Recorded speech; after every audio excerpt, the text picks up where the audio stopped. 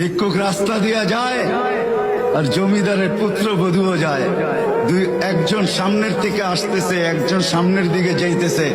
দুইজনের ক্রসিং এর সময় ভিক্ষুকের গায়ের কাদা জমিদারের পুত্রবধূর গায়ে লেগে গেছে। সে দুনিয়া আন্ধার করে ফেলছে, স্বামীকে ডাইকা নিয়ে আসছে, বলছে ভিক্ষুক আমার কাপড় নষ্ট করে দিছে। সে শুধু ভিক্ষুক ছিল না, বৃদ্ধ ছিল। বৃদ্ধ ছিল না শুধু, জীর্ণ ছিল, শীর্ণ ছিল, শরীরে কাপড় ছিল না, ফাটা কাপড় ছিল, পায়ে জুতা ছিল না, পেটে ভাত ছিল না।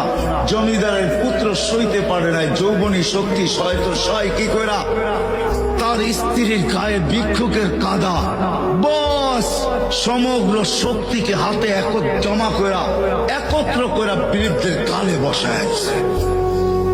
বৃদ্ধ কিচ্ছু বলে নাই, শুধু উপরের দিকে তাকায় দুইটা শব্দ উচ্চারণ করছেন।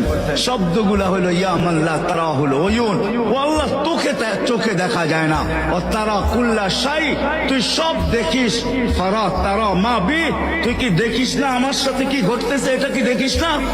বলতে দেরি যুবক, মরতে দেরি হয় নাই। জমিদার চলে আসছে, প্রতিশোধ নিবে। বৃদ্ধের একদিকে মুচকি হাসি, একদিকে বলতেছে প্রেমের খেলা এমনই হয়। জিজ্ঞাসা করছে কিসের প্রেমের খেলা রে? বলছে ওর প্রেমিকার গায়ে আমার কাদা লাগছে, পায়ের কাদা লাগছে, ও সইতে পারে নাই। যৌবনী শক্তি দিয়ে আমার বৃদ্ধ কালে বসায় দিছে, আমাকেও একজন ভালোবাসে, সেও সইতে পারে না।